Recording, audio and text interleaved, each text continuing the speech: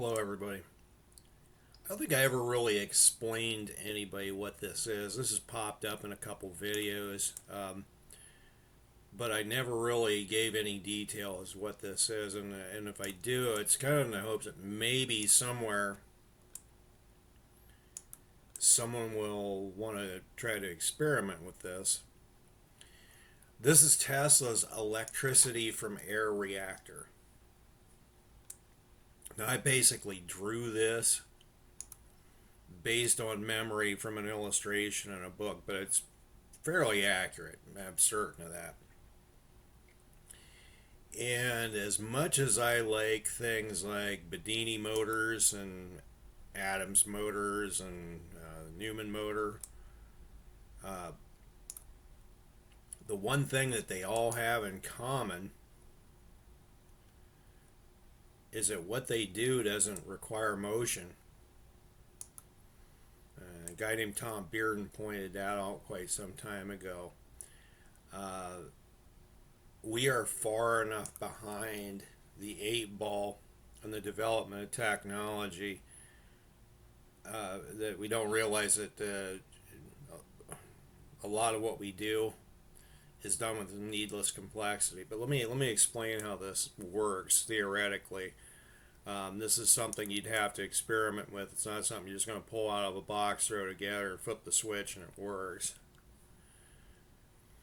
This is a transformer, two coils on it. Those two coils energize a couple of metallic spheres inside this electrically insulative case. Now, I imagine Tesla originally intended this to be some kind of porcelain, but I imagine, PVC would work. I mean, you could use a piece of, square fence material or whatever. But, if you wanted to use porcelain, imagine you could get your hands on something like that. Now, what happens is those two spheres are energized, creating a rising column of air from beneath. It flows through this, comes out the top, and up top there would be a couple of pickups, a positive and negative, which would be attached to a load. The load attracting the stream of electrons flowing through it. Not really anything that has any complexity to it. So I would be surprised if there weren't people already experimenting with this, or I don't know. If I were to, I wouldn't tell a lot of people or put it out, because you might attract the wrong kind of attention. Because if you think about the world we live in right now, is driven by obsolete crap.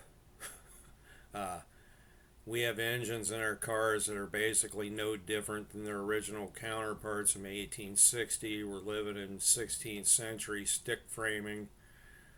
The idea behind this is for the powers that should have never been to keep control of us.